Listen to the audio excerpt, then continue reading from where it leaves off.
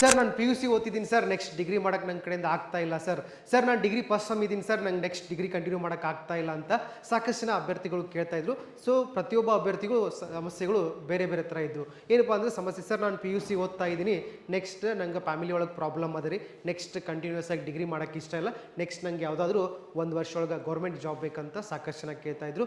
Degree ಓದ್ತಕ್ಕಂಥ ಅಭ್ಯರ್ಥಿಗಳು ಕೂಡ ಕೇಳ್ತಾ ಇದ್ರು, ಸರ್ ನಮ್ಮ ತಂದೆಗೆ ಹುಷಾರಿಲ್ಲ, ನಮ್ಮ ತಾಯಿಗೆ ಹುಷಾರಿಲ್ಲ, ನಮ್ಮ ಅಕ್ಕನ ಮದುವೆ ಮಾಡ್ಬೇಕು ಸರ್, ನಾನು ಭಾಳ ಅಂದ್ರೆ ಭಾಳ ಬೇಗ ಒಂದು ಯಾವುದಾದ್ರು ಒಂದು ಗೌರ್ಮೆಂಟ್ ಜಾಬ್ ಹೋಗ್ಬೇಕು ಸರ್, ನಾನು ಪಿ ಯು ಸಿ ಮುಗಿಸಿದ್ದೀನಿ ಅಂತ ಕೇಳ್ತಾ ಇದ್ರು.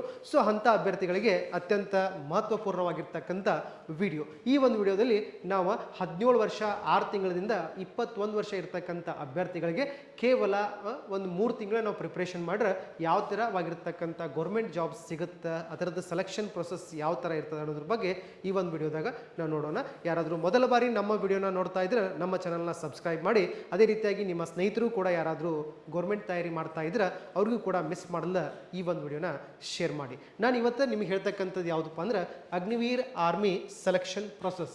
ಸೊ ಅಗ್ನಿವೀರ್ ಆರ್ಮಿ ಆಗಿರ್ಬೋದು, ನೇವಿ ಆಗಿರ್ಬೋದು, ಏರ್ಫೋರ್ಸ್ ಆಗಿರ್ಬೋದು, ಇದಕ್ಕೆ ಸಂಬಂಧಪಟ್ಟಂಗೆ ಅಗ್ನಿವೀರ್ ಆರ್ಮಿದ ಬಗ್ಗೆ ನಾನು ಇನ್ ಡೀಟೇಲ್ ಆಗಿ ಇವತ್ತು ನಿಮ್ಮ ಜೊತೆಗೆ ಡಿಸ್ಕಷನ್ ಮಾಡ್ತಾ ಇದ್ದೀನಿ.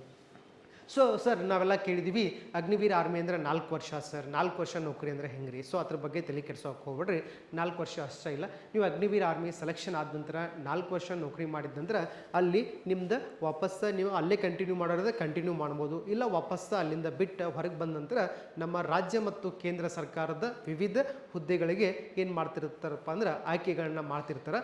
ಅಲ್ಲಿ ಅಗ್ನಿವೀರರಿಗೆ ಇವಾಗ 50% ರಿಸರ್ವೇಷನ್ ಕೊಡ್ತಾ ಇದ್ದಾರೆ, ಕೊಡುವಂಥ ಚಾನ್ಸಸ್ಸು ಕೂಡ ಅದ. ಇವಾಗ ಪ್ರೆಸೆಂಟಾಗಿ 10% ರಿಸರ್ವೇಷನ್ ಅದ. ಸೊ ಅದಕ್ಕೆ ಇದ್ರ ಬಗ್ಗೆ ನಾವು ನೀವೆಲ್ಲರೂ ಕೂಡಿ ನೋಡ್ತಾ ಹೋಗೋಣ. So Agniveer army selection process ಬಂದಾಗ ಫಸ್ಟ್ ಏನಿರ್ತದಪ್ಪ ಅಂದ್ರೆ ಇದಕ್ಕೆ ನಾವು ಅಪ್ಲಿಕೇಶನ್ ಹಾಕಬೇಕಾಗಿತ್ತಂದ್ರೆ ಮಿನಿಮಮ್ ನಮ್ಮದು ವಯಸ್ಸು ಎಷ್ಟಾಗಿರ್ಬೇಕಂದ್ರೆ 17 ವರ್ಷ 6 ತಿಂಗಳಾಗಿರ್ಬೇಕು ರೀ. ಮ್ಯಾಕ್ಸಿಮಮ್ ವಯಸ್ಸು ಎಷ್ಟಾಗಿರ್ಬೋದು ರೀ?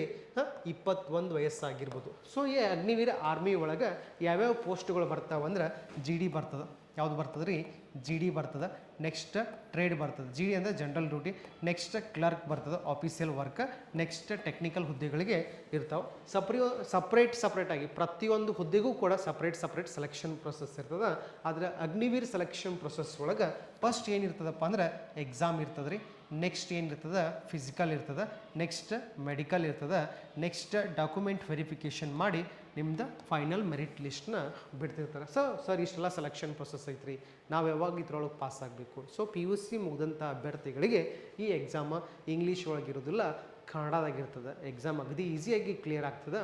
ಮ್ಯಾಕ್ಸಿಮಮ್ ಒಂದು ತಿಂಗಳು ಓದಿದ್ರೆ ಸಾಕು ಎಕ್ಸಾಮ್ನ ಕ್ಲಿಯರ್ ಮಾಡ್ಬೋದು. ಸರ್ ರನ್ನಿಂಗ್ ಹೆಂಗೆ ರೀ ಮತ್ತು ಫಿಸಿಕಲ್? ಸೊ ಅದು ಕೂಡ ಭಾಳ ಈಸಿಯಾಗಿ ನಾವು ಗ್ರೌಂಡ್ ಒಳಗೆ ಬೆವರು ಸುರಿಸಿದ್ರೆ ಪಾಸ್ ಆಗ್ಬೋದು. ನೋಡೋಣ ಮುಂದೆ ಡೀಟೇಲ್ ಆಗಿ. ಸೊ ಅದೇ ರೀತಿಯಾಗಿ ಈ 2026ರಲ್ಲಿ ಅಗ್ನಿವೀರದ ಎಷ್ಟು ಹುದ್ದೆಗಳನ್ನ ತಗೋರ್ದ ಅಂದರೆ 1 ಲಕ್ಷಕ್ಕಿಂತಲೂ ಹೆಚ್ಚಿನ ಹುದ್ದೆಗಳನ್ನ ತಗೋರ್ದಾರ. ಸೊ ಅದರದ್ದು ನೋಟಿಫಿಕೇಷನ್ ಯಾವಾಗ ಬರ್ತದೆ, ಅಪ್ಲಿಕೇಶನ್ ಯಾವಾಗಿಂದ ಸ್ಟಾರ್ಟ್ ಆಗ್ತದೆ, ಎಕ್ಸಾಮ್ ಡೇಟ್ ಯಾವಾಗ ಬರ್ತದೆ ಅನ್ನೋದನ್ನು ಡೀಟೇಲಾಗಿ ನೋಡೋಣ. ಸೊ ಅಪ್ಲಿಕೇಶನ್ನ ಯಾವಾಗಿಂದ ಸ್ಟಾರ್ಟ್ ಆಗ್ತದೆ ಅಂದ್ರೆ ನಮಗೆ ಬಂದ ಮಾಹಿತಿಗಳ ಪ್ರಕಾರ ಮಾರ್ಚ್ ಒಳಗೆ ಸ್ಟಾರ್ಟ್ ಆಗ್ತದೆ. ಸೊ ನಾವು ಅಪ್ಲಿಕೇಶನ್ ಹಾಕಬೇಕಾಗಿತ್ತಂದ್ರೆ ಸ್ಟೆಪ್ 1 ಒಳಗೆ ಏನು ಮಾಡ್ಬೇಕಂದ್ರೆ ಆನ್ಲೈನ್ ರಿಜಿಸ್ಟ್ರೇಷನ್ ಮಾಡ್ಬೇಕು ರೀ. ಎಲ್ಲಿ ಮಾಡಬೇಕು? ಆನ್ಲೈನ್ ರಿಜಿಸ್ಟ್ರೇಷನ್ ಮಾಡಬೇಕು. ಈ ಒಂದು ಆನ್ಲೈನ್ ರಿಜಿಸ್ಟ್ರೇಷನ್ ಎಲ್ಲಿ ಸಿಗ್ತದಪ್ಪ ಅಂದ್ರೆ ನಾವೇನು ಮಾಡ್ಬೇಕಂದ್ರೆ ಇಂಡಿಯನ್ ಆರ್ಮಿ ಆಫೀಸಿಯಲ್ ವೆಬ್ಸೈಟ್ ಒಳಗೆ ಹೋಗಿ ಅಗ್ನಿವೀರ್ ಅಪ್ಲಿಕೇಶನ್ನ ಹಾಕಬೇಕು. ಅದ್ರೊಳಗೆ ನಾವು ಯಾವ್ಯಾವ ಹುದ್ದೆಗಳಿಗೆ ನೋಡ್ಕೋಬೋದು ಅಂದ್ರೆ ನಾ ಆಲ್ರೆಡಿ ಹೇಳ್ದಂಗೆ ಜಿ ಡಿ ಆಗಿರ್ಬೋದು. ಯಾವುದ್ರಿ? ಜಿ ಡಿ ಬರ್ತದೆ. ಜನರಲ್ ಡ್ಯೂಟಿ ಆಗಿರ್ಬೋದು, ಟೆಕ್ನಿಕಲ್ ಪೋಸ್ಟ್ ಆಗಿರ್ಬೋದು, ಕ್ಲರ್ಕ್ ಆಗಿರ್ಬೋದು, ಟ್ರೇಡ್ಮೆನ್ ಆಗಿರ್ಬೋದು. ಜಿ ಡಿಗೆ ನಾವು 10th ಮೇಲೆ ಹಾಕ್ಬೋದು. ಟೆಕ್ನಿಕಲ್ ಪೋಸ್ಟ್ಗಳಿಗೆ ಪಿ ಯು ಸಿ ಸೈನ್ಸ್ ಮೇಲೆ ಹಾಕ್ಬೋದು. ಕ್ಲರ್ಕ್ ಕೂಡ 10th ಮೇಲೆ ಹಾಕ್ಬೋದು. ಟ್ರೇಡ್ಮೆನ್ 8th ಮೇಲಾದರೂ ಹಾಕ್ಬೋದು, 10th ಮೇಲಾದರೂ ಹಾಕ್ಬೋದು. ನೆಕ್ಸ್ಟ್ ಆ ನಂತರ ಇದು ಅಪ್ಲಿಕೇಶನ್ ಹಾಕ್ಬೇಕಾದ್ರೆ ನಮಗೆ ಏನೇನು ಡಾಕ್ಯುಮೆಂಟ್ಸ್ ಬೇಕು? ಫೋಟೋಗ್ರಾಫ್ ಬೇಕು, ಸಿಗ್ನೇಚರ್ ಬೇಕು, ಸರ್ಟಿಫಿಕೇಟ್ ಬೇಕು. ಓಕೆ, ಡೀಟೇಲಾಗಿ ಹೇಳ್ತೇನೆ ಪ್ರತಿಯೊಂದು ಸ್ಟೆಪ್ಪು. ಇವಾಗ ನಾವು ಎಲ್ಲಿ ಬಂದಿದ್ವಿ ಅಂದ್ರೆ ಅಪ್ಲಿಕೇಶನ್ ಹಾಕಕ್ಕೆ ಬಂದಿದ್ವಿ. ಅಪ್ಲಿಕೇಶನ್ ಹಾಕಬೇಕಾಗಿತ್ತಂದ್ರೆ ಮಿನಿಮಮ್ ವಯಸ್ಸು 17 ವರ್ಷ 6 ತಿಂಗಳಾಗಿರಬೇಕು. ಮ್ಯಾಕ್ಸಿಮಮ್ ವಯಸ್ಸು 21 ಆಗಿರಬೇಕು. ಪರ್ಟಿಕ್ಯುಲರ್ ಡೇಟ್ ಕೂಡ ಹೇಳ್ತೀನಿ, ಈ ವರ್ಷ ಹಾಕಬೇಕಾದವರು. ನೆಕ್ಸ್ಟ್ ಇದಾದ ನಂತರ ನಾವು ಇವಾಗ ಅಪ್ಲಿಕೇಶನ್ ಹಾಕಿದ್ವಿ. ಯಾರ್ಯಾರು ಹಾಕಿದ್ವಿಪ್ಪ ಅಂದ್ರೆ 17 ವರ್ಷ 6 ತಿಂಗಳಿಂದ 21 ವರ್ಷ ವಯಸ್ಸಿರ್ತಕ್ಕಂಥ ಎಲ್ಲ ಅಭ್ಯರ್ಥಿಗಳು ಅಪ್ಲಿಕೇಶನ್ ಹಾಕಿದ್ವಿ. ಆ ನಂತರ ನಮಗೆ ಎಕ್ಸಾಮ್ ಹೆಂಗಿರ್ತದೆ? So exam computer based test ಇರ್ತದೆ, CBT ಇರ್ತದೆ. ಹಾಂ, ಸೊ ಆನ್ಲೈನ್ ಟೆಸ್ಟ್ ಮಾಡ್ತಾರೆ. ಆನ್ಲೈನ್ ಟೆಸ್ಟ್ ಒಳಗೆ ನಾವೇನಾದರೂ GD ಬರಿಬೇಕಾಗಿತ್ತಂದ್ರೆ ಅಲ್ಲಿ ಸಬ್ಜೆಕ್ಟ್ ಯಾವ್ಯಾವ ಬರ್ತಾವಂದ್ರೆ GK, GS science, general science, next maths ಬರ್ತದೆ ರೀ, ನೆಕ್ಸ್ಟ್ ರೀಸನಿಂಗ್ ಬರ್ತದೆ. ಸಾಕಷ್ಟು ಜನ ಅಭ್ಯರ್ಥಿಗಳು 1,00,000 ಪೋಸ್ಟ್ಗಳಿದ್ದು ಅಂದ್ರೆ ಅಥವಾ 80,000 ಪೋಸ್ಟ್ಗಳನ್ನು ಏನು ಮಾಡ್ತಾರಪ್ಪ ಅಂದ್ರೆ ಜನರಲ್ ಡ್ಯೂಟಿಗೆ ಹಾಕ್ತಾರೆ. ಸೊ ಇದು ಜನರಲ್ ಡ್ಯೂಟಿದು ಎಕ್ಸಾಮ್ ಪ್ಯಾಟರ್ನ್ ಹೆಂಗಿರ್ತೈತೆ ಅಂದ್ರೆ ಫಸ್ಟ್ GK ಒಳಗೆ ಎಷ್ಟು ಕ್ವಶನ್ ಇರ್ತಾವೆ ರೀ? 15 ಕ್ವಶನ್ ಇರ್ತಾವೆ. ಎಷ್ಟಿರ್ತಾವೆ? 15 ಕ್ವಶನ್ ಇರ್ತಾವೆ. ನೆಕ್ಸ್ಟ್ GS ಒಳಗೂ ಕೂಡ ಎಷ್ಟು ಕ್ವಶನ್ ಬರ್ತಾವೆ ರೀ? 15 ಕ್ವಶನ್ ಬರ್ತಾವೆ. ನೆಕ್ಸ್ಟ್ ಮ್ಯಾಥ್ಸ್ ಒಳಗೂ ಕೂಡ ಎಷ್ಟು ಕ್ವಶನ್ ಬರ್ತಾವೆ ರೀ? 15 ಕ್ವಶನ್ ಬರ್ತಾವೆ. ನೆಕ್ಸ್ಟ್ ರೀಸನಿಂಗ್ ಒಳಗೆ ಎಷ್ಟು ಕ್ವಶನ್ ಬರ್ತಾವೆ ರೀ? 5 ಕ್ವಶನ್ ಬರ್ತಾವೆ. ಟೋಟಲ್ ಎಷ್ಟು ಕ್ವಶನ್ ರೀ? 50 ಕ್ವಶನ್ನ. ಒಂದು ಕ್ವಶನ್ಗೆ 2 ಮಾರ್ಕ್ಸ್ ಅಂದ್ರೆ ಟೋಟಲ್ ಮಾರ್ಕ್ಸ್ ಎಷ್ಟು ರೀ? 100 ಮಾರ್ಕ್ಸ್. ಅದು ಅದೇ ರೀತಿಯಾಗಿ ಟೈಮಿಂಗ್ ಎಷ್ಟು ಇರ್ತದೆ ರೀ? 60 ನಿಮಿಷ ಇರ್ತದೆ. ನಾನು ಹೇಳ್ತಕ್ಕಂಥ ಪ್ಯಾಟರ್ನು GDದು. ಯಾವ ಪ್ಯಾಟರ್ನ್ ರೀ? GD pattern. ನೆಕ್ಸ್ಟ್ ಟೆಕ್ನಿಕಲ್ ಪೋಸ್ಟಿಗೆ PUC ಮೇಲೆ ಅಪ್ಲೈ ಮಾಡಿದ್ರೆ ಮ್ಯಾಥ್ಸು, ಫಿಸಿಕ್ಸು, ಕೆಮಿಸ್ಟ್ರಿ, GK ಬರ್ತದೆ. ಟೋಟಲ್ ನಂಬರ್ ಆಫ್ ಕ್ವಶನ್ಸ್ ಎಷ್ಟು ಇರ್ತಾವೆ ರೀ? 50 ಕ್ವಶನ್. ಟೋಟಲ್ ಮಾರ್ಕ್ಸ್ ಎಷ್ಟು ರೀ? 100 ಆಗ್ತದೆ. ನೆಕ್ಸ್ಟ್ ಕ್ಲರ್ಕ್ ಪೋಸ್ಟಿಗೆ ಇಂಗ್ಲೀಷ್ ಇರ್ತದೆ, ಮ್ಯಾಥ್ಸ್ ಇರ್ತದೆ, ಕಂಪ್ಯೂಟರ್ ಇರ್ತದೆ, GK ಇರ್ತದೆ. ಇಲ್ಲೂ ಕೂಡ ಸೇಮ್ ಇರ್ತದೆ. ಟ್ರೇಡ್ಮೆನ್ನ GK, ಮ್ಯಾಥ್ಸ್, GS ಬರ್ತದೆ. ಇಲ್ಲೂ ಕೂಡ ಸೇಮ್ ಇರ್ತದೆ. ಸೊ ಎಕ್ಸಾಮ್ ಒಳಗೆ ನೆಗೆಟಿವ್ ಕೂಡ ಇರ್ತದೆ. Next qualifying marks. So qualifying marks, so ನಾವು ಎಕ್ಸಾಮ್ ಬರ್ದು ಸರ್, ನೆಕ್ಸ್ಟ್ ಫಿಸಿಕಲ್ ಕ್ವಾಲಿಫೈ ಆಗಬೇಕಾಗಿತ್ತಂದ್ರೆ ಮಿನಿಮಮ್ ಮಾರ್ಕ್ಸ್ ಎಷ್ಟು ಬೇಕು? ಸೊ ಮಿನಿಮಮ್ ಮಾರ್ಕ್ಸು ಕೂಡ 50 ಕ್ವಶನ್ ಇರ್ತಾವಂದ್ರೆ ನೀವು ಫಿಸಿಕಲ್ಗೆ ಕ್ವಾಲಿಫೈ ಆಗಬೇಕಾಗಿತ್ತಂದ್ರೆ ಎಕ್ಸಾಕ್ಟಾಗಿ 10 ಕ್ವಶನ್ ಹಾಕಿದವರೆಲ್ಲರೂ ಫಿಸಿಕಲ್ ಕ್ವಾಲಿಫೈ ಆಗ್ತಾರೆ. ಇನ್ನು ಹೇಳ್ತೇನೆ ಫಿಸಿಕಲ್ ಕ್ವಾಲಿಫೈ ಆಗ್ತಾರೆ. ಆದ್ರೆ ನಮ್ದು ಫೈನಲ್ ಮೆರಿಟ್ ಒಳಗೆ ನಮ್ಮ ಹೆಸರು ಬರಬೇಕಾಗಿತ್ತಂದ್ರೆ 32 ಕ್ವಶನ್ ಆದರೂ ಮಿನಿಮಮ್ ಏನಾಗಿರ್ಬೇಕಂದ್ರೆ ಎಕ್ಸಾಕ್ಟಾಗಿ ಕರೆಕ್ಟ್ ಆಗಿರಬೇಕು. ಆದರೆ ಫಿಸಿಕಲ್ ಮಾರ್ಕ್ಸನ್ನು ಕೊಡಿಸ್ತಾರೆ. ಆ ಫಿಸಿಕಲ್ ಮಾರ್ಕ್ಸ್ ಬಗ್ಗೆನೂ ಹೇಳ್ತಾನೆ. 32 ಮಾರ್ಕ್ಸ್ ತೊಗೊಂಡ್ರೆ ಫಿಸಿಕಲ್ ಒಳಗೆ ನಿಮ್ದು ಯಾವ ಥರ ಪರ್ಫಾರ್ಮೆನ್ಸ್ ಇರಬೇಕು ಅನ್ನೋದ್ರ ಬಗ್ಗೆನೂ ನೆಕ್ಸ್ಟ್ ಹೇಳ್ತೀನಿ. ಸೊ ಅದೇ ರೀತಿಯಾಗಿ ನೆಕ್ಸ್ಟ್ ನಾವು ಇವಾಗ 32 ಕ್ವಶನ್ ತೊಗೊಂಡ ಅಥವಾ 10 ಕ್ವಶನ್ನ ಕರೆಕ್ಟ್ ಮಾಡಿ ನಾವು ಫಿಸಿಕಲ್ ಕ್ವಾಲಿಫೈ ಆದವು ಅಂದ್ರೆ ಓಕೆ, ನಾವು ಇವಾಗ ಫಿಸಿಕಲ್ ಕ್ವಾಲಿಫೈ ಆದವು. ಸರ್ ಫಿಸಿಕಲ್ ಒಳಗೆ ಏನಿರ್ತದೆ ರೀ? ಫಿಸಿಕಲ್ ಒಳಗೆ ಏನಿರ್ತದೆ ಅಂದ್ರೆ ಫಸ್ಟ್ ಏನು ಮಾಡ್ತಾರೆ ಅಂದ್ರೆ ಹೈಟ್ ಮೆಜರ್ಮೆಂಟ್ ಮಾಡ್ತಾರೆ. ಸೊ ಹೈಟ್ ಮೆಜರ್ಮೆಂಟ್ ಮಾಡಿದಾಗ ನಾವೇನಾದರೂ ಜನರಲ್ ಡ್ಯೂಟಿಗೆ ಅಪ್ಲಿಕೇಶನ್ ಹಾಕಿದ್ದು ಅಂದರೆ ನಮ್ಮದು ಹೈಟ್ ಎಷ್ಟು ಇರಬೇಕು ರೀ? 167 ಸೆಂಟಿಮೀಟರ್ ಇರಬೇಕು. ಸರ್ ನಾವು SC ST ಅಭ್ಯರ್ಥಿಗಳದಾವೆ. ಸೊ ಅಲ್ಲಿ ನಿಮ್ಮದು ಹೈಟ್ ಒಳಗೆ ಯಾವುದೇ ರೀತಿಯಾಗಿರ್ತಕ್ಕಂಥ ಸಡಲಿಕೆ ಇರೋದಿಲ್ಲ, ಕಮ್ಮಿ ಇರೋದಿಲ್ಲ. ಸೊ ಎಲ್ಲ ಅಭ್ಯರ್ಥಿಗಳಿಗೂ ಕೂಡ ಇಲ್ಲಿ ಸೇಮ್ ಹೈಟ್ ಇರಬೇಕು. ಎಷ್ಟಿರಬೇಕು ರೀ? 167 ಸೆಂಟಿಮೀಟ್ರ್ ಹೈಟ್ ಇರಬೇಕು. ನೆಕ್ಸ್ಟ್ ಹೈಟ್ ಆದ ಕೂಡಲೇ ನೆಕ್ಸ್ಟ್ ಏನು ಮಾಡ್ತಾರೆ ರೀ? ರನ್ನಿಂಗ್ ಮಾಡಿಸ್ತಾರೆ. ರನ್ನಿಂಗನ್ನು ಎಲ್ಲಿ ಮಾಡಿಸ್ತಾರೆ ಅಂದ್ರೆ ಟ್ರ್ಯಾಕ್ ಒಳಗೆ ಮಾಡಿಸ್ತಾರೆ. ಟ್ರ್ಯಾಕ್ ಒಳಗೆ 1600 ಮೀಟ್ರ್ ಮಾಡಿಸ್ತಾರೆ. ನಮ್ಮದು ಟ್ರ್ಯಾಕು ಎಷ್ಟು ಇರ್ತದೆ ರೀ? 400 ಮೀಟ್ರ್ ಟ್ರ್ಯಾಕ್ ಇರ್ತದೆ. ಇದನ್ನು ನಾವು ಎಷ್ಟು ರೌಂಡ್ ಓಡಬೇಕಂದ್ರೆ 4 ರೌಂಡ್ ಓಡಬೇಕು. 4 ರೌಂಡ್ ಓಡಿದಾಗ ನಮ್ದು 1600 ಮೀಟ್ರ್ ಆಗ್ತದೆ. ಸೊ ಈ 1600 ಮೀಟ್ರನ್ನು ನಾವು ಎಷ್ಟು ನಿಮಿಷ ಒಳಗೆ ಕವರ್ ಮಾಡಬೇಕಪ್ಪ ಅಂದ್ರೆ ಮ್ಯಾಕ್ಸಿಮಮ್ 5 ನಿಮಿಷ 45 ಸೆಕೆಂಡ್ ಒಳಗಡೆ ನಾವು ಓಡಿದ್ವು ಅಂದ್ರೆ ನಾವು ರನ್ನಿಂಗ್ ಒಳಗೆ ಪಾಸ್ ಆಗ್ತವೆ. ನಾವೇನಾಗ್ತವೆ ರೀ? ರನ್ನಿಂಗ್ ಒಳಗೆ ಪಾಸ್ ಆಗ್ತವೆ. ರನ್ನಿಂಗ್ ಆದ ನಂತರ ನೆಕ್ಸ್ಟ್ ಏನು ಮಾಡ್ತಾರೆ ಅಂದ್ರೆ ಚೆಸ್ಟ್ ಮೆಜರ್ಮೆಂಟ್ ಮಾಡ್ತಾರೆ. ಏನು ಮಾಡ್ತಾರೆ ರೀ? ಚೆಸ್ಟ್, ನಮ್ಮ ಎದೆಯ ಸುತ್ತಳತೆಯನ್ನು ನೋಡ್ತಾರೆ. ನಾರ್ಮಲ್ ಆಗಿ ಚೆಸ್ಟ್ ನಮ್ದು ಎಷ್ಟು ಇರಬೇಕಂದ್ರೆ 77 ಸೆಂಟಿಮೀಟರ್ ಇರಬೇಕು. ಎಷ್ಟಿರ್ಬೇಕು ರೀ? 77 ಸೆಂಟಿಮೀಟರ್ ಇರಬೇಕು. ಆನಂತರ ಅವರು ಅದನ್ನು ಎಕ್ಸ್ಪಾಂಡ್ ಮಾಡಂತಾರೆ, ಉಬ್ಬಿಸಂತಾರೆ. ಉಬ್ಬಿಸಿದಾಗ 5 ಸೆಂಟಿಮೀಟ್ರ್ ನಮ್ಮದು ಚೆಸ್ಟ್ ಏನಾಗಬೇಕು ರೀ? ಎಕ್ಸ್ಪಾಂಡ್ ಆಗಬೇಕು. ಎಕ್ಸ್ಪಾಂಡ್ ಆಗಬೇಕು. First height measurement, running, next chest measurement ಆಗ್ತದೆ. ಇದು ಫಸ್ಟ್ ಡೇ ಮುಗೀತದೆ. ಇದೇನಾಗ್ತದೆ ರೀ? First day ಮುಗೀತದೆ. ನೆಕ್ಸ್ಟ್ ಸಾಯಂಕಾಲ ನಿಮ್ಮನ್ನು ಹೊರಗೆ ಹಾಕಬೇಕಾಗಿತ್ತಂದ್ರೆ ನಿಮ್ಮ ಹೈಟಿಗೆ ತಕ್ಕಂಗೆ ಏನಿರ್ಬೇಕು ರೀ? ವೇಟ್ ಇರಬೇಕು. ಹೈಟಿಗೆ ತಕ್ಕಂಗೆ ವೇಟ್ ಇರಬೇಕು. ನೆಕ್ಸ್ಟ್ ಅದು ಚಾರ್ಟ್ ಬರ್ತದೆ, ಆ ಚಾರ್ಟನ್ನು ಕೂಡ ಕೊಡ್ತೀನಿ. ಇದೆಲ್ಲ ಆದ ಕೂಡಲೇ ನೆಕ್ಸ್ಟ್ ನಮಗೇನು ಮಾಡಿಸ್ತಾರೆ ಅಂದ್ರೆ ಈ ರೀತಿಯಾಗಿ ಫುಲಪ್ಸ್ ಮಾಡಿಸ್ತಾರೆ. ಏನು ಮಾಡಿಸ್ತಾರೆ? ಫುಲಪ್ಸ್ ಹೊಡಿಸ್ತಾರೆ. ಇದನ್ನು ಮಾರ್ಕ್ಸ್ ಇರ್ತಾವೆ. ನಾವು 10 ಪುಲಪ್ಸ್ ಹೊಡೆದ್ರೆ ನಮ್ಗೆ ಎಷ್ಟು ಮಾರ್ಕ್ಸ್ ಬರ್ತಾವೆ ರೀ? 40 ಮಾರ್ಕ್ಸ್. ಇದನ್ನು ಹೆಂಗೆ ಅನ್ನಿಸ್ತಾರೋ ನಾರ್ಮಲ್ ಆಗಿ ನೋಡ್ರಿ, ಒಂದ್ಸಲ ಕರೆಕ್ಟಾಗಿ ನೋಡ್ರಿ. 1 ಅಪ್. ಓಕೆ, ಆನಂತರ ಸ್ವಲ್ಪ ಟೈಮ್ ತೊಗೊಂಡು ಡೌನ್. ಆವಾಗ ನಮ್ಮ ಕಾಲುಗಳು ಕೆಳಗೆ ಹತ್ತಬಾರ್ದು, ಈ ರೀತಿಯಾಗಿ ಪೊಸಿಷನ್ ಒಳಗಿರ್ಬೇಕು. ನೆಕ್ಸ್ಟ್ 2 ಅಪ್ ಡೌನ್, ಈ ಥರ ನಂಬರ್ ಕೌಂಟ್ ಕೊಡ್ತಾರೆ. ಹಿಂಗೆ ನಾವು 10ಕ್ಕೆ 10 ಹೊಡೆದ್ರೆ ನಮಗೆ ಮಾರ್ಕ್ಸ್ ಎಷ್ಟು ರೀ 40, 9 ಹೊಡೆದ್ರೆ ಎಷ್ಟು ರೀ 33, 8 ಹೊಡೆದ್ರೆ ಎಷ್ಟು ರೀ 27, 7 ಹೊಡೆದ್ರೆ 21, ಮಿನಿಮಮ್ 6 ಹೊಡೆದ್ರೆ ಪಾಸ್, ಅದಕ್ಕಿಂತ ಕಮ್ಮಿ ಹೊಡೆದ್ರೆ ಈ ಪುಲಪ್ಸ್ ಒಳಗೆ ಏನು ಮಾಡ್ತಾರೆ ರೀ ಫೇಲ್ ಮಾಡ್ತಾರೆ. ನೆಕ್ಸ್ಟ್ ಏನಿರ್ತದೆ ಅಂದ್ರೆ 9 ಫೀಟ್ ಡಿಚ್ ಹಿಂಗೆ ತಗ್ಗಿರ್ತದೆ, ಅದನ್ನು ಜಂಪ್ ಮಾಡಬೇಕು. ಸೊ ಆಲ್ಮೋಸ್ಟ್ ಎಲ್ಲರೂ ಪಾಸ್ ಆಗೇ ಆಗ್ತಾರೆ, ಆಲ್ಮೋಸ್ಟ್ ಎಲ್ಲರೂ ಏನಾಗ್ತಾರೆ ರೀ ಪಾಸ್ ಆಗೇ ಆಗ್ತಾರೆ 9 ಫೀಟ್ ಡಿಚ್ ಒಳಗೆ. ನೆಕ್ಸ್ಟ್ ಇದಾದ ಕೂಡಲೇ ಏನಿರ್ತದಪ್ಪ ಅಂದ್ರೆ ಜಿಗ್ಜಾಗ್ ಬ್ಯಾಲೆನ್ಸ್ ಇರ್ತದೆ. ಸಿಂಪಲ್ ಆಗಿ ಹಿಂಗೊಂದು ಕೆಬ್ಬಂದು ಬಾರ್ ಇರ್ತದೆ, ಇದ್ರ ಮೇಲೆ ನಾವು ವಾಕ್ ಮಾಡಬೇಕು, ಆಲ್ಮೋಸ್ಟ್ ಎಲ್ಲರೂ ಪಾಸ್ ಆಗ್ತಾರೆ. ನಾವು ಇದಕ್ಕೆ ಏನಂತೀವಿ ಅಂದ್ರೆ ಜಿಗ್ಜಾಗ್ ಬ್ಯಾಲೆನ್ಸ್ ಅಂತೀವಿ. ಸೊ ಇದು ಫಿಸಿಕಲ್ಗೆ ಸಂಬಂಧಪಟ್ಟಂಗೆ ಗ್ರೌಂಡ್ ಒಳಗೆ ನಡೀತಕ್ಕಂಥದ್ದು ಹೇಳಿನ. ಇವಾಗ ನೆಕ್ಸ್ಟ್ ಇನ್ನು ಮುಂದೆ ಸರ್ ನಾವು ಎಕ್ಸಾಮ್ ಬರ್ದು ರೀ, ರನ್ನಿಂಗ್ ಪಾಸ್ ಆಯ್ತು, ನೆಕ್ಸ್ಟ್ ಮತ್ತೇನು ಚೆಕ್ ಮಾಡ್ತಾರೆ ಅಂತ ಕೇರ, ಅಲ್ಲಿ ಏನು ಚೆಕ್ ಮಾಡ್ತಾರಪ್ಪ ಅಂದ್ರೆ ಮೆಡಿಕಲ್ ಚೆಕಪ್ ಇರ್ತದೆ. ಏನಿರ್ತದೆ ರೀ ಮೆಡಿಕಲ್ ಚೆಕಪ್. ನಾನು ಆಲ್ರೆಡಿ ನಿಮಗೆ ಹೇಳಿದ್ದೇನೆ, chest measurement, height measurement, so ಹೇಳಿದ್ದೀನಿ ಇವಾಗ. ನೆಕ್ಸ್ಟ್ ಇದಾದ ನಂತರ ಮೆಡಿಕಲ್ ಒಳಗೆ, ಸೊ ಮೆಡಿಕಲ್ ಅಂತ ಬಂದಾಗ ಭಾಳ ಇಂಪಾರ್ಟೆಂಟ್. ಸೊ ಅಪ್ಲಿಕೇಶನ್ ಹಾಕಿದ್ವಿ ಸರ್, ಎಕ್ಸಾಮ್ಗೆ ಓದಾತ್ತೀವಿ, ಆದರೆ ಮೆಡಿಕಲ್ ಹೆಂಗಿರ್ತೈತಿ ಅನ್ನೋದು ಡೌಟ್ ಅದ. ಸೊ ಡೌಟ್ ಬೇಡ, ನಾನು ನಿಮಗೆಲ್ಲನೂ ಹೇಳ್ಕೊಡ್ತೇನೆ.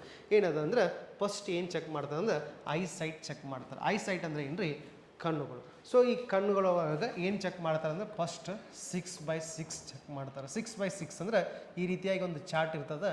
ಈ ಚಾರ್ಟನ್ನು ಸ್ವಲ್ಪ ಡಿಸ್ಟೆನ್ಸ್ ಒಳಗೆ ನಿಲ್ಲಿಸಿ ಒಂದು ಕಣ್ಣು ಮುಚ್ಚಿ ಇನ್ನೊಂದು ಕಣ್ಣಿನಿಂದ ನಮಗೇನು ಮಾಡ್ತಾರೆ ಅಂದ್ರೆ ಓದಕ್ಕೆ ಹೇಳ್ತಾರೆ. ಇದಕ್ಕೆ ನಾವೇನಂತೀವಿ ಅಂದ್ರೆ 6x6 ಅಂತೀವಿ. ಇದಾದ ನಂತರ ನೆಕ್ಸ್ಟ್ ಕಲರ್ ಬ್ಲೈಂಡ್ನೆಸ್ ಚೆಕ್ ಮಾಡ್ತಾರೆ. ಏನು ಚೆಕ್ ಮಾಡ್ತಾರೆ ರೀ colour blindness.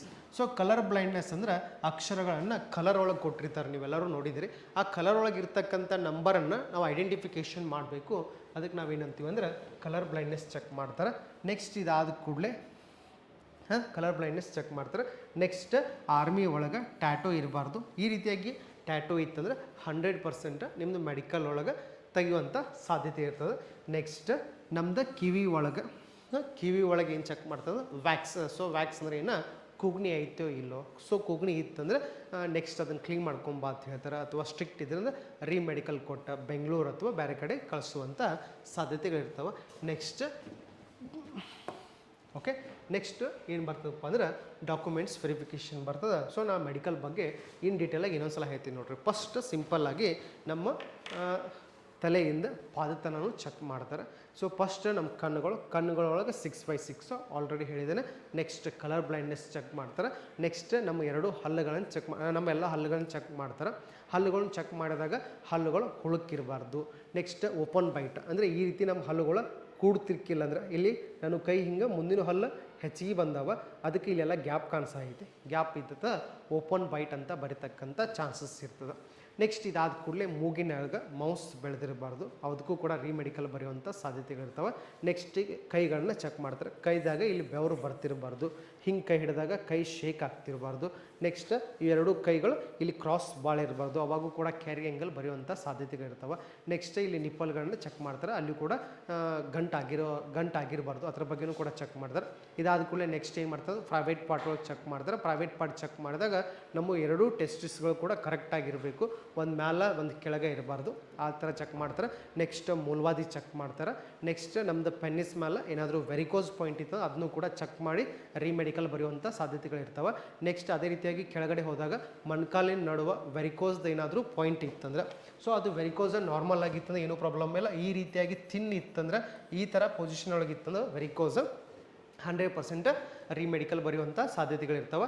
Next flat foot ಪಾಯಿಂಟನ್ನು ಕೂಡ ಚೆಕ್ ಮಾಡೋದಿರ್ತದೆ. ಎರಡೂ ಕಾಲುಗಳ ನಡುವೆ ಗ್ಯಾಪ್ ಇರಬೇಕು, ಒಬ್ಬೊಬ್ರದ್ದು ಗ್ಯಾಪ್ ಇರೋದಿಲ್ಲ, ಆಣಿಗತೆ ಕಾಲಿರ್ತದೆ. ಹಂಗೆ ಆಣಿಗತೆ ಕಾಲಿದ್ರೂ ಕೂಡ ನಮ್ದು ಮೆಡಿಕಲ್ ಬರೆಯುವಂಥ ಸಾಧ್ಯತೆ ಇರ್ತದೆ. ಓಕೆ, ಇದೆಲ್ಲ ಆದ ನಂತರ ನೆಕ್ಸ್ಟ್ ಡಾಕ್ಯುಮೆಂಟ್ಸ್ ಏನೇನು ಬೇಕು ರೀ ಸರ್? ಓಕೆ, ಇಂಪಾರ್ಟೆಂಟ್ ಡಾಕ್ಯುಮೆಂಟ್ಸ್ ಏನೇನು ಬೇಕು? ನಾವು 10th ಮೇಲೆ ಅಪ್ಲಿಕೇಶನ್ ಹಾಕತ್ತಿದ್ರೆ 10th ಮಾರ್ಕ್ಸ್ ಕಾರ್ಡ್ ಇರಬೇಕು, ಬರ್ತ್ ಸರ್ಟಿಫಿಕೇಟ್ ಇರಬೇಕು, ಕಾಸ್ಟ್ ಸರ್ಟಿಫಿಕೇಟ್ ಇರಬೇಕು, ಡೊಮೆನ್ಸಿಯಲ್ ಸರ್ಟಿಫಿಕೇಟ್ ಇರಬೇಕು, NCC ಅಥವಾ ಸ್ಪೋರ್ಟ್ಸ್ ಇತ್ತಂದ್ರೆ ಅವು ಇರಬೇಕು, ಆಧಾರ್ ಕಾರ್ಡ್ ಇರಬೇಕು, ಫೋಟೋಸ್ ಇರಬೇಕು. ಸರ್ ಇವೆಲ್ಲ ಕನ್ನಡದಾಗಿರಬೇಕು, ಇಂಗ್ಲೀಷ್ ಒಳಗೆ ಇರಬೇಕು? ಪ್ಯೂರ್ಲಿ ಇಂಗ್ಲೀಷ್ ಒಳಗೆ ಇರಬೇಕು. ಇವಾಗ ನೀವೆಲ್ಲ ಅಪ್ಲಿಕೇಶನ್ ಹಾಕಕ್ಕೆ ರೆಡಿ ಆಗತ್ತೀರಿ ಅಂದ್ರೆ ಎಲ್ಲ ಡಾಕ್ಯುಮೆಂಟ್ಸ್ಗಳನ್ನು ಕೂಡ ರೆಡಿ ಮಾಡ್ಕೋರಿ. ಡಾಕ್ಯುಮೆಂಟ್ಸ್ ಬಗ್ಗೆ ಏನೋ ಡೌಟ್ ಇದ್ದರೂ 24/7 ನಮ್ಮ ನಂಬರ್ ಕಾಲ್ ಮಾಡ್ಬೋದು. ಓಕೆ, ಅದೇ ರೀತಿಯಾಗಿ ನಮ್ಮ ಸಂಸ್ಥೆ ನೆಕ್ಸ್ಟ್ ಏನು ಮಾಡ್ತಾರೆ ಅಂದ್ರೆ ಫೈನಲ್ ಮೆರಿಟ್ ಬರಬೇಕಾಗಿತ್ತಂದ್ರೆ ನಮ್ದು ಎಕ್ಸಾಮ್ ಮಾರ್ಕ್ಸ್ ಆಗಿರ್ಬೋದು, ಫಿಸಿಕಲ್ ಮಾರ್ಕ್ಸ್ ಆಗಿರ್ಬೋದು, ನೆಕ್ಸ್ಟ್ ಮೆಡಿಕಲ್ ಒಳಗೆ ಏನಾದರೂ ಮೆಡಿಕಲ್ ಕೊಟ್ಟಿರಿಂದ ಅಲ್ಲಿಯೂ ಕೂಡ ಮಾರ್ಕ್ಸ್ನ ರಿಮಾರ್ಕ್ಗಳಿರ್ತಾವೆ. ಇವೆಲ್ಲ ನೋಡಿ ನಮ್ದು ಇವನ್ನೆಲ್ಲನೂ ನೋಡಿ ಏನು ಮಾಡ್ತಾರೆ ಫೈನಲ್ ಮೆರಿಟ್ ಬಿಡ್ತಾರೆ. ಸೊ ನಮಗೆ ಇವಾಗ ಒಂದು ಬೇಸಿಕ್ ಐಡಿಯಾ ಬಂತು. ಅಗ್ನಿವೀರ್ ಸೆಲೆಕ್ಷನ್ ಪ್ರೊಸೆಸ್ ಅಂದರೆ ಏನು, ಫಸ್ಟ್ ನಾವು ಅಪ್ಲಿಕೇಶನ್ ಹಾಕಬೇಕು. ಅಪ್ಲಿಕೇಶನ್ ಹಾಕಬೇಕಾಗಿತ್ತಂದ್ರೆ 17 ವರ್ಷ 6 ತಿಂಗಳಿಂದ 21 ವರ್ಷ ಇರ್ತಕ್ಕಂಥ ಎಲ್ಲ ಅಭ್ಯರ್ಥಿಗಳು ಏನು ಮಾಡ್ಬೋದು ರೀ, ಅಪ್ಲಿಕೇಶನ್ ಹಾಕ್ಬೋದು.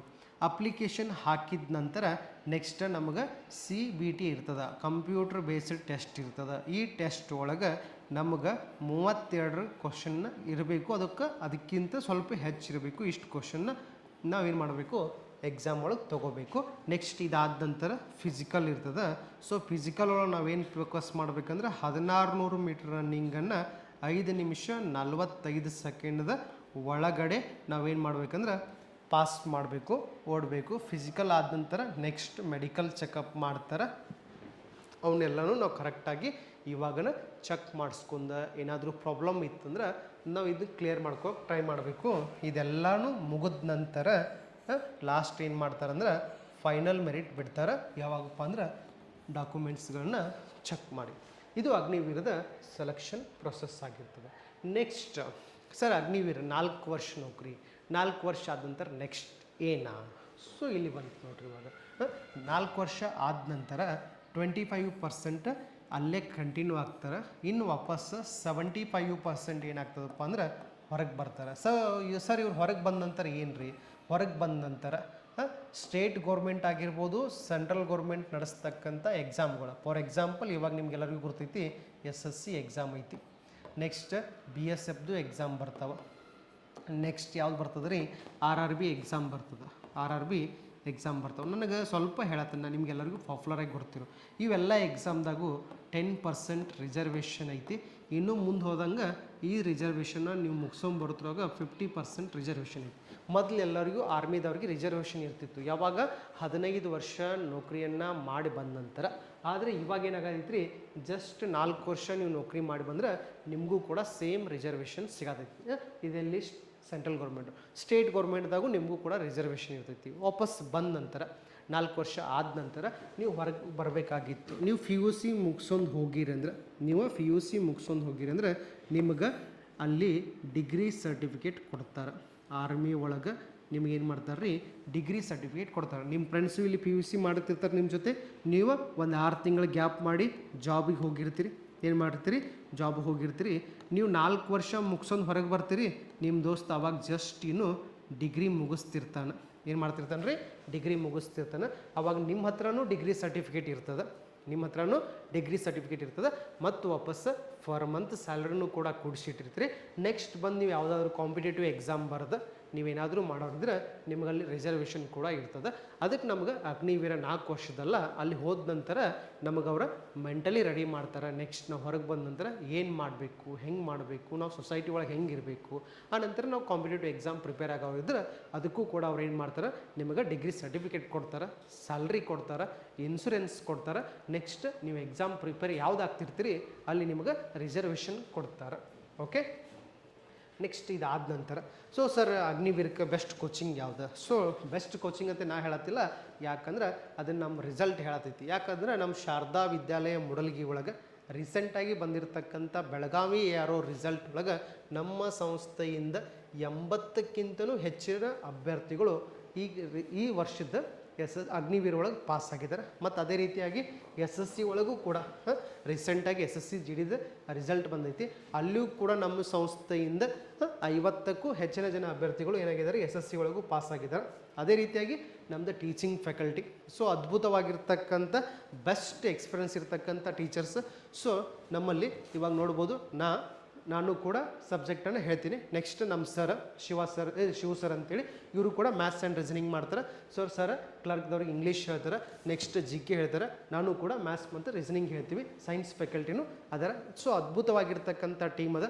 ಸೊ ನಾವೇನಾದರೂ ಅಗ್ನಿವೀರ ಎಕ್ಸಾಮ್ದಾಗ ಸಕ್ಸಸ್ ಆಗಬೇಕಾಗಿತ್ತು, SSC ಎಕ್ಸಾಮ್ ಒಳಗೆ ಸಕ್ಸಸ್ ಆಗಬೇಕಾಗಿತ್ತು ಅಂದ್ರೆ ಬೆಸ್ಟ್ ಗೈಡೆನ್ಸ್ ಸಿಗಬೇಕು. ಅಂಥ ಬೆಸ್ಟ್ ಗೈಡೆನ್ಸ್ ಕೊಡೋಕೆ ನಮ್ಮ ಟೀಮ್ ರೆಡಿ ಆಗಿದೆ. ನೀವು ಏನಾದರೂ ಅಗ್ನಿವೀರ ಹುದ್ದೆಗಳಿಗೆ ಆಯ್ಕೆ ಆಗೋರಿದ್ರೆ ನಮ್ಮ ಸಂಸ್ಥೆಗೆ ಇವತ್ತು ಕಾಂಟ್ಯಾಕ್ಟ್ ಮಾಡಿ. Thank you. ಜೈ ಹಿಂದ್.